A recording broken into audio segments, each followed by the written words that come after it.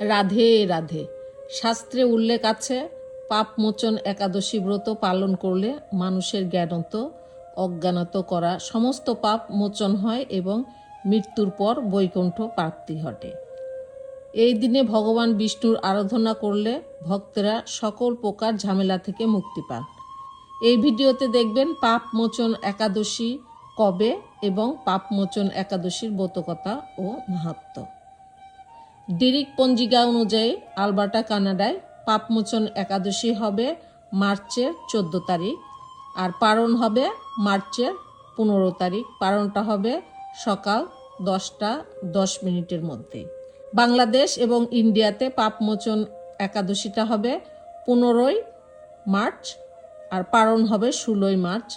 যদিও একাদশী তিথি শুরু হবে মার্চের 14 তারিখ, কিন্তু উদয় তিথি অনুসারে পাপমোচন একাদশী ব্রত পালন হবে মার্চের 15 তারিখ। একাদশীর পারণ হবে মার্চের 16 তারিখ এবং পারণের সময় সকাল 6টা 7 মিনিট থেকে সকাল 8টা 31 মিনিটের মধ্যে। এখন দেখে নিই পাপমোচন একাদশীর ব্রতকথা এবং মাহাত্ম্য। যুধিষ্ঠির শ্রীকৃষ্ণকে বললেন, হে জনার্দন, চৈত্র মাসের কৃষ্ণপক্ষের একাদশীর নাম ও মাহাত্ম্য কৃপা করে আমাকে বলুন। শ্রীকৃষ্ণ বললেন, হে ধর্মরাজ যুধিষ্ঠির, আপনি ধর্ম বিষয়ক প্রশ্ন করেছেন। এই একাদশী সকল সুখের আধার, সিদ্ধি প্রদানকারী ও পরম মঙ্গলময়, সমস্ত পাপ থেকে নিস্তার বা মোচন করে বলে এই পবিত্র একাদশী তিথি পাপমোচনী নামে প্রসিদ্ধ। রাজা মান্ধাতা একবার লোমশ মুনিকে কথা জিজ্ঞাসা করেছিলেন। তার বর্ণিত সেই বিচিত্র উপাখ্যানটি আপনার কাছে বলছি, আপনি মনোযোগ দিয়ে তা শ্রবণ করুন। প্রাচীনকালে অতি মনোরম চৈত্র রথ পুষ্প উদ্যানে মণিগণ বহু বছর ধরে তপস্যা করতেন। এক সময় মেধাবী এক ঋষিকুমার সেখানে তপস্যা করছিলেন।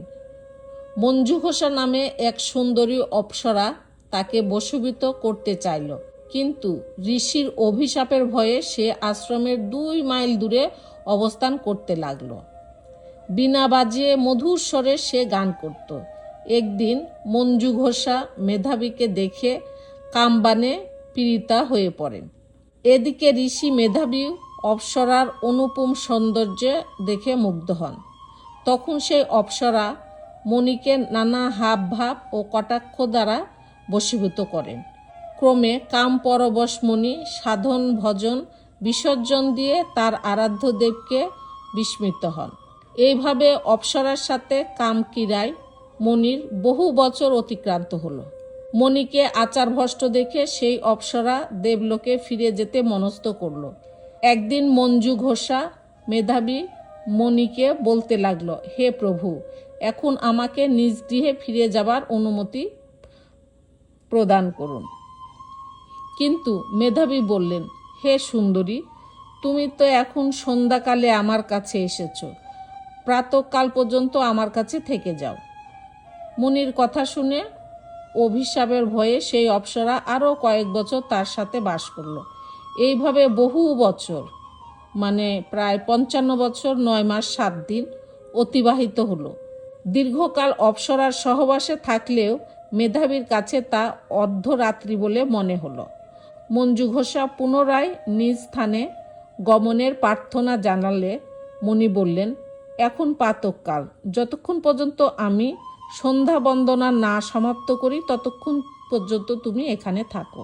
মনির কথা শুনে ঈষৎ হেসে মঞ্জু ঘোষা তাকে বলল, হে মণিবর, আমার সহবাসে আপনার যে কত বৎসর অতিবাহিত হয়েছে তা একবার বিচার করে দেখুন। এই কথা শুনে মণি স্থির হয়ে চিন্তা করে দেখলেন যে তার 56 বৎসর অতিবাহিত হয়ে গেছে। মণি তখন মঞ্জু ঘোষের প্রতি ক্রোধ পরবশ হয়ে বললেন, রে পাপিষ্ঠ দুরাচারিণী, তপস্যা ক্ষয়কারিণী, তোমাকে ধিক, তুমি পিচাস হও। মেধাবীর শাপে অপ্সরার শরীর বিরূপ প্রাপ্ত হলো। তখন সে অবনত মস্তকে মণির কাছে শাপমোচনের উপায় জিজ্ঞাসা করল। মেধাবী বললেন, হে সুন্দরী, চৈত্র মাসের কৃষ্ণপক্ষিয়া পাপমোচন একাদশী সর্বপাপ ক্ষয়কারিণী। এই ব্রত পালনে তোমার পিশাচত্ব দূর হবে। পিতার আশ্রমে ফিরে গিয়ে মেধাবী বললেন, হে পিতা, এক অপ্সরার সঙ্গদোষে আমি মহাপাপ করেছি। এর প্রায়শ্চিত্ত কি, তা কৃপা করে আমায় বলুন।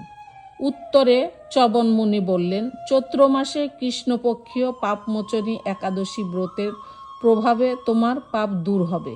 পিতার উপদেশ শুনে মেধাবী সেই ব্রত ভক্তিভরে পালন করলেন। তার সমস্ত পাপ দূর হলো। পুনরায় তিনি তপস্যার ফল লাভ করলেন। মঞ্জু ঘোষও ওই ব্রত পালনের ফলে পিশাচত্ব থেকে মুক্ত হয়ে দিব্যদেহ স্বর্গে গমন করলেন। হে মহারাজ, যারা এই পাপমোচনী একাদশী ব্রত পালন করেন তাদের পূর্বকৃত সমস্ত পাপই ক্ষয় হয়। এই ব্রতপাঠ ও শ্রবণে সহস্র গোদানের ফল হয়। পাপমোচনী একাদশী ব্রত কথা সম্পূর্ণ।